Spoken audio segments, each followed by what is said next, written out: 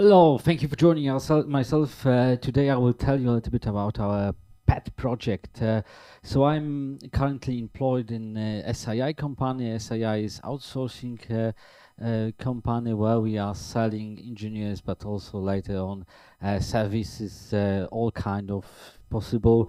I am involved in competence center embedded with where we are building different firmware and software for embedded devices. Different one from starting from bare metal to devices which are using some kind of real-time operating system, finishing on very large scale where we have multiple cores and so on. Today I will tell you a little bit about one of our research and development projects and demonstrate you prototype here. Very interesting because it will be real life scenario where we would like to build devices that is actually controlling hydroponic plant system. I will tell you a little bit about what does this, what is it, and a little bit about AI algorithm that is using inside, and a little bit about features of the system. So, as you can probably imagine, the plant world is fascinating. Actually, it's quite complex, full of mysteries and secrets here. For instance, we right now know that plants have memory. There are scientific experiments that show that one of the plants called Mimosa pudica, this plant is actually, if you touch it, it starts to get smaller.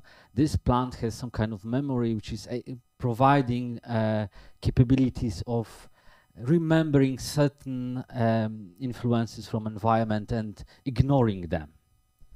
Another wonder about plant world is that if you are telling something to the plant or playing the music, it is actually will influence how fast the plants are growing. There was a side note, there was a popular program called Mythbuster, where the presenters are trying to build experiment to find out if some myths are true or not. And they actually try to play it and find out if playing music to the plants make influence. So they built 5 different greenhouses. One was a reference, one was telling to plants positive feedback. You are growing very fast, good job. The third one was negative, you bad plants, and so on, recorded in the loop. Fourth one was the classical music playing all the time.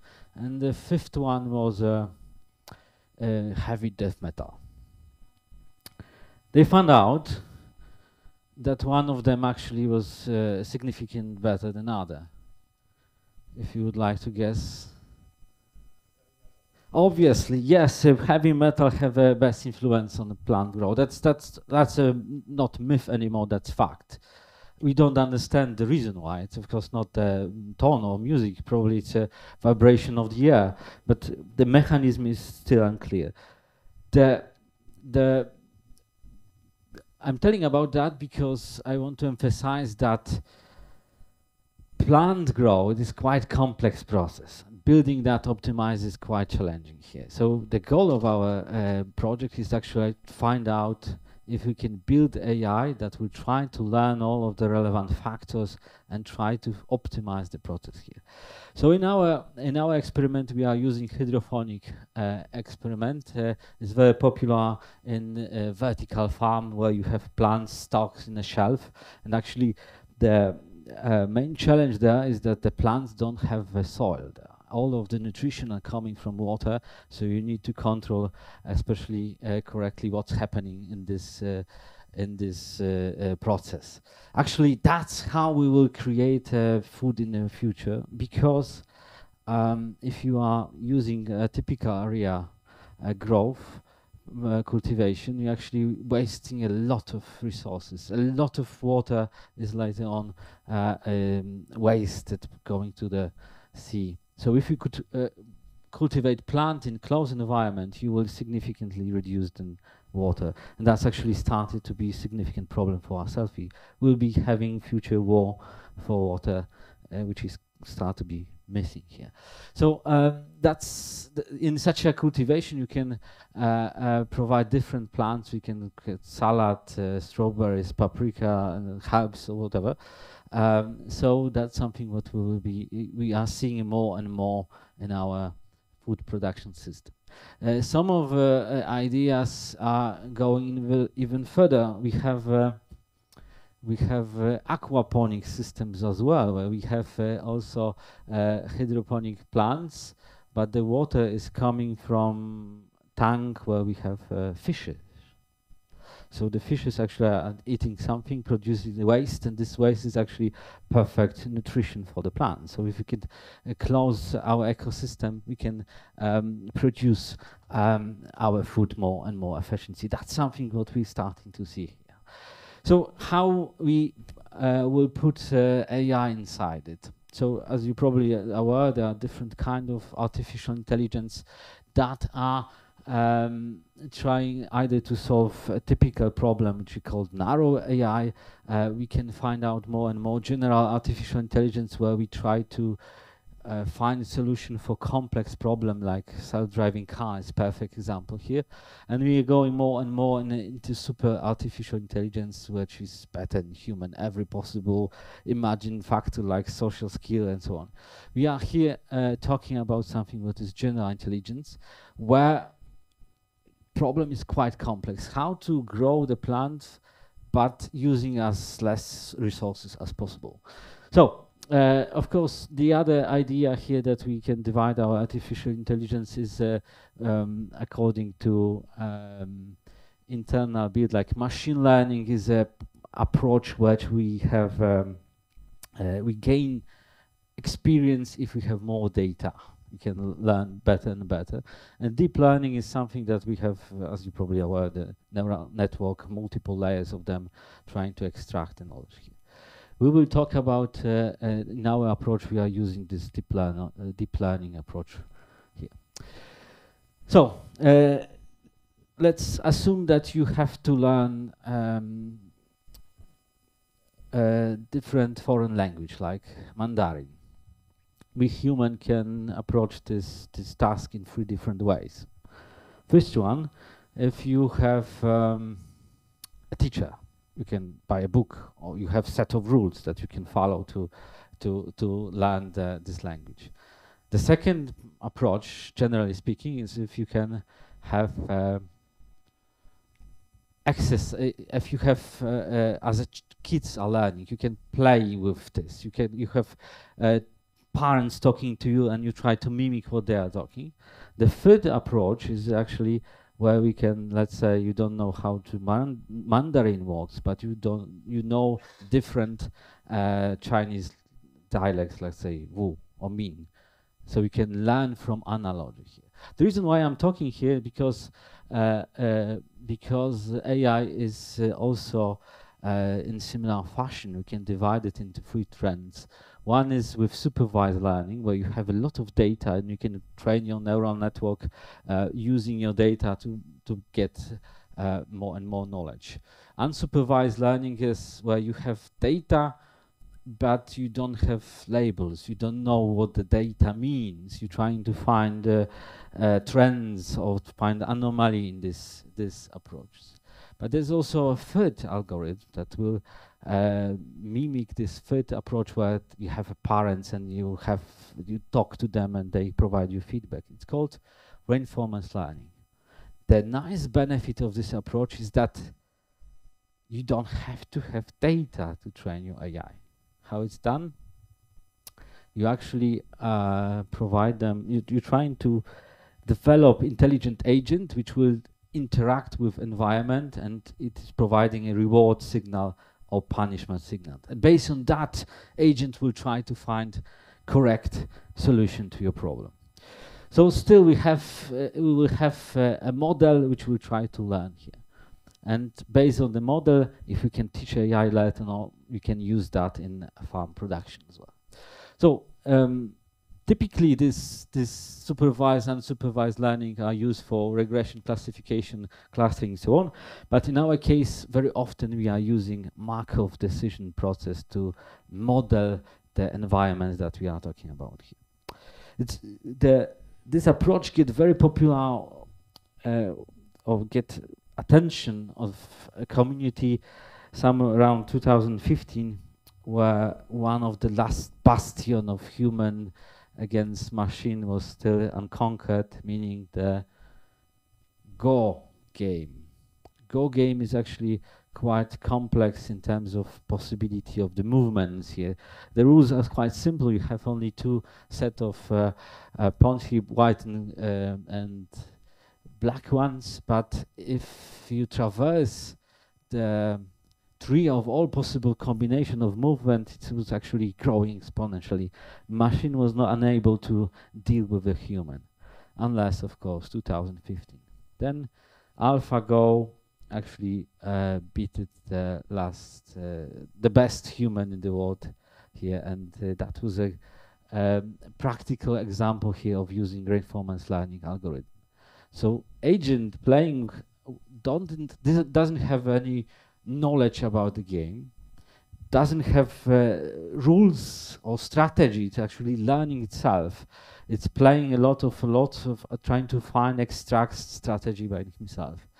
So basically, this system works as following: we have some kind of reinforcement agent, which is providing action, selecting what is possible movement here.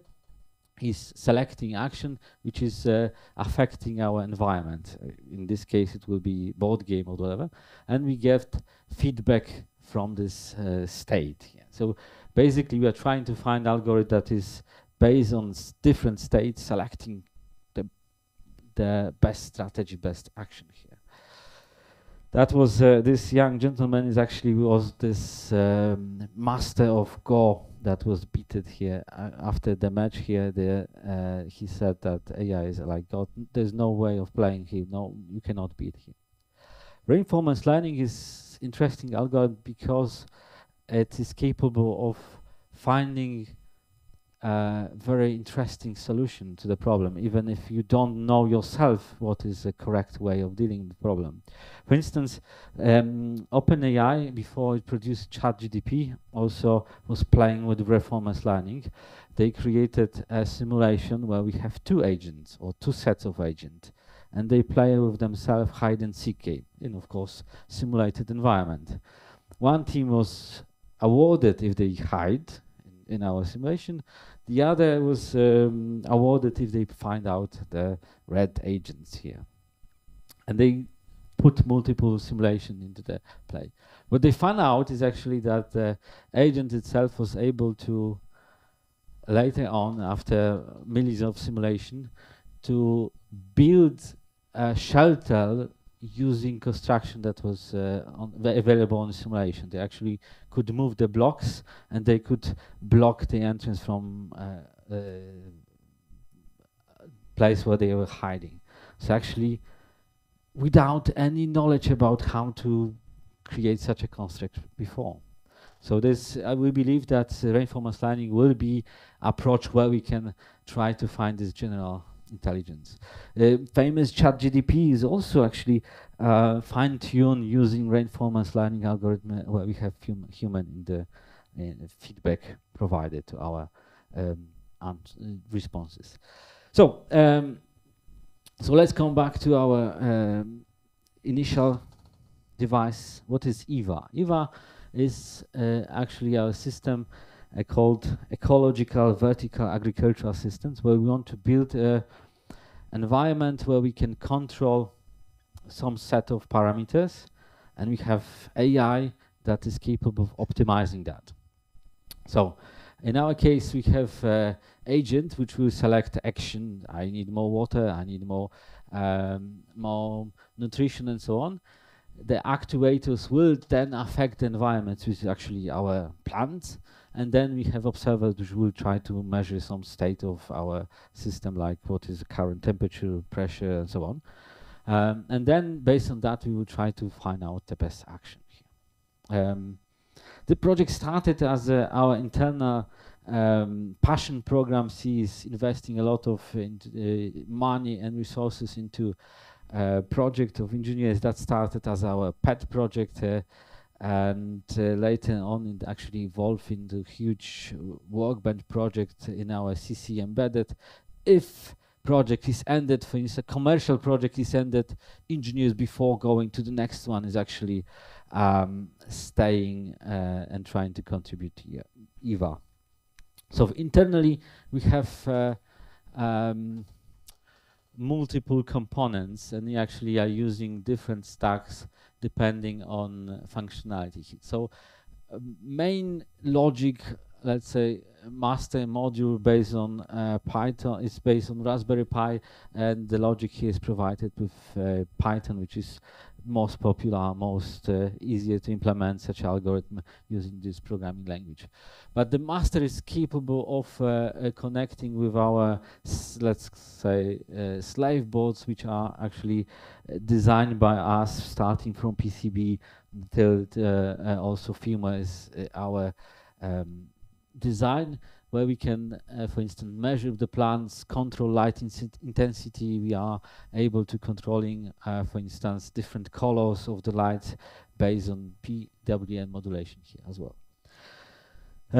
Of course, the algorithm will be working only if you can provide a feedback signal. So we need to somehow be able to judge, am I doing the good job or the plant is dying. We did it by providing some cameras inside and measure the plants and extracting from images some kind of statistic related to the plant. So we actually are using some of OpenCV algorithms to detect how many biomass we are dealing right now. So based on that, we can measure a relative normalized relative picture counter. So that's our signal as a reward. Is the plant growing faster? Then we have more biomass. That means that we are capable. We are going in good direction. Of course, that's just estimation, because we are not measuring in current state, for instance, the taste of the plant. That could be very interesting here, doing the tasty plant, but it's difficult to estimate that. In the first iteration, we actually created also a robot arm which was able to weigh the plant itself. So there was you can connect it to the plant and see what is weight of the system. Of course, the main problem about AI is, even if you don't have data using this reinforcement learning, in order to learn something, you need to have a lot of experiments, a lot of different try and error approaches. So actually, you need thousands of iterations of the project. That's the main challenge here, because until you have edible salads, you have something like around 20 days here. So actually, we created also a simulation of our full environment using, for visualization purpose also, using popular 3D engines. We started with Unity, but because of license and so on, that's now a hot topic, we actually moved to Unity, Unreal Engine, which you can build a simulation of your full environment. The idea here is that from agent perspective, it's not relevant. Am I using a real plant or simulated one? So actually we can try to reuse existing models of plants. There are some mathematical equations that govern how the plants are growing, how the biomass will grow, and we can use that for initial learning of our approaches. So here you can see we have some visualization of the plants. It's actually changing the color if the plant is growing badly. So in our initial setup, it looked like this. We have different boxes, 9 boxes. We build it full shelf, that we have elevators controlling the height of the plants, and we can control intensity. The box itself was actually created with special material called mylar. It looks like silver one, which is actually a special material that is used for dispersing the light. So it is assumed to be equally distributed. You can buy such things like on different suppliers. We bought it from Polish market called Tanie Jaranie. I don't know why they call it like that, but you can buy such a equipment for the hydroponic plant as well. So we have step motors that you can connect to the robot arm, which is also providing another important sensor, which is measuring pH of our water. It's actually one of the important factors here, because the salad itself would like to have pH somewhere between 4.5 till 6. That's a preferable condition here. We don't know why, but that's something what experiments show here as well. Of course, we need to provide the nutrition as well here.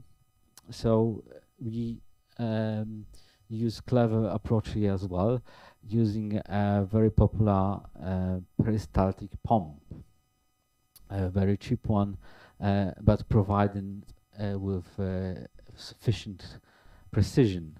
You basically you can print the stuff here, put a step motor inside, and there's a silicon part which is pressed by a rotating motor, and you can, it's working as our intestines. It's the same approach here, where they are pushed. You can use your ingestion even in space, so that's something not similar here. So we have, later on I invite you to see the stuff here as well. You have on the back, we have 3 different containers, one containing pure water, one acid in order to reduce pH, and the third containers is providing nutrition. So AI can experiment and try to find out what is the best combination of all of those in our system. So there's also weight sensor that we can try to weight what is the current size of the plant. Now, if there's also you can combine these metrics in order to feed it as a feedback loop to the AI algorithm. Behind it is also we have some kind of ventilator, which we use a typical one from PC, where we can control the speed of rotation of this fan using a PWM signal as well. So we are not playing the music. Death metal is not allowed because it's in the office. Our boss will not allow to play full halt of death metal, but we can simulate at least flow of air, which seems to be a solution for that. Of course, everything is then measured, and everything is recorded, and we have created relevant dashboard for using Grafana to visualize data here. So AI algorithm, if you would like to see details here of this approach, is actually quite simple. The idea behind that, that's one of the simplest implementation of reinforcement learning algorithm. Maybe the equation is quite long, but if we understand the basic idea, is quite interesting here. So we are trying to find a huge matrix Q, which according to different possible states that I can set different action. Action is something, in our case, I will put more water, I will put more lights, I will increase the red light intensity. And all of the machine learning algorithms that we are dealing here are iterative here. So it's also in our case where we can update the old value of our Q matrix based on the learned value that we acquired. We need for that some kind of relevant reward signal here. In our case, it's actually the number of green pixels that we increase here. You can tune the learning process using discount factor. It's relevant if you want to forget something. That's typically it's around 1. If you want to forget some experience from the past, you can tune this as well here. And learning rate is something that you can try to influence the speed of the learning. So that's of course one of the basic approach in reinforcement learning. In more advanced approaches, you actually are replacing this Q matrix with neural network itself. So you have a neural network that will, according to state and actions, will then establish a reward signal. So actually combining two of approaches here as well. So the third, what I'm showing right now here is actually the third iteration of our AI free design. So we move from big shelf into the smaller movable design here. We have a camera inside it. We have also some kind of, for testing purpose, display where you can control the action of our system. For instance, I can control the lights here. There is also an elevator where we can move the lights up and down. It's actually relevant because if the elevator with lights is on a high level, the plant is growing, trying to climb, you can move into the light itself. If it's too low, we actually have a very powerful LED which is producing a lot of heats, which is damaging the plant itself. So such a thing is also influence on a plant itself. So we have automatic dispenser. We are able to measure the camera signal in real time. Of course, real time in our case is not so fast because in our case the delta that we are controlling the environment is half an hour because it's not sufficient for our cases. We have a sensor for measuring the basic parameters like temperature, monoxide concentration, lighting, and so on. In next iteration, we'll be having or planning to have also way to produce monoxide. The easiest way is if you have, for instance, fermentation process. That could be nice if we can connect the fermentation to the output of our plant here. We are very proud of this project, and we have a lot also some kind of successes. The first one is we combine all of our project into description and send it to French Ministry of Education. They have, SII is actually French company, so that's why we bother, coming from France. And they have some kind of register of companies that are doing the research and development activities. Based on that, they can get some of taxes deduction. So we actually have proved that we define what we are doing, what is our goal, what is the research, how we are doing that, provide a description to them, and they said here, yes, SII is a research and development company or providing such research. One of the challenges that we have also in our project is the time. As I said, plant is growing very slowly. 10, 20 days is something what typical salad needs to grow. So we need to speed up this process. And also, one of the idea is we can run a simulation. As I mentioned, we can use a mathematical equation and try to pre-learn something from those equations. And we managed last year to participate in an event organized by Helmholtz Institute, where they, in Germany, in Berlin, where they have one of the best supercomputers in Europe. They have a huge machine containing 4,000 graphical cards, and they organize event in form of hackathon, where together with their expert from NVIDIA and ourselves, we created a solution that we want to parallelize something. In our case, it was learning this from simulation. This was great success because we started from one core, we moved to the 4. So didn't use 4,000, but 4 in our case, it's quite a significant improvement. We have now multiple set of those devices, so we start to aggregate the information from them as well. So in this case, of course, we are going to use a cloud-based solution as well. SII is a partner with Microsoft, so we are using the cloud solution here for this purpose. So there are two ways or two interesting use cases for us for this cloud connectivity. First, we can try to gather the data and move to the cloud itself.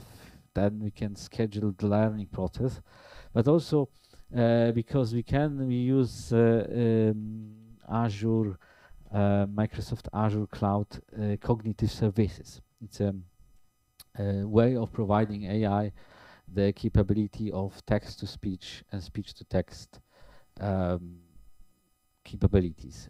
Use case for us is following. Assume that we have multiple platforms like here. It's requiring some kind of interaction with human.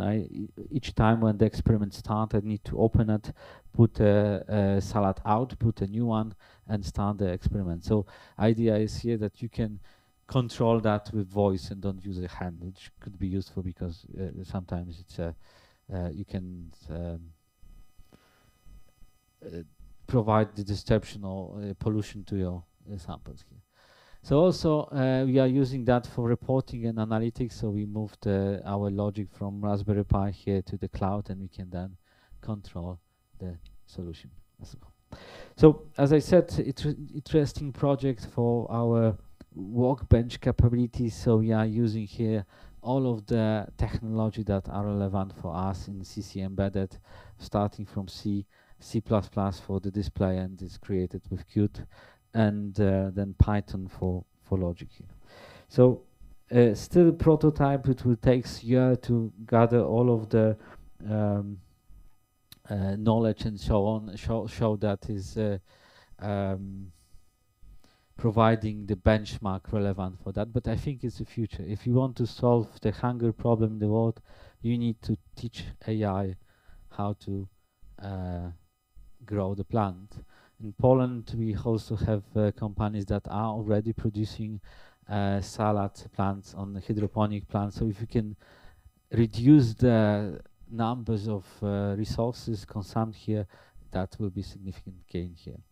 And if we tweak the learning process, where we don't have only reward as a plant is growing, but also have punishment signal from algorithm point of view, just reward with minus sign. Punishment meaning you are punished when you are using the resources. We can balance this process, and later on maybe even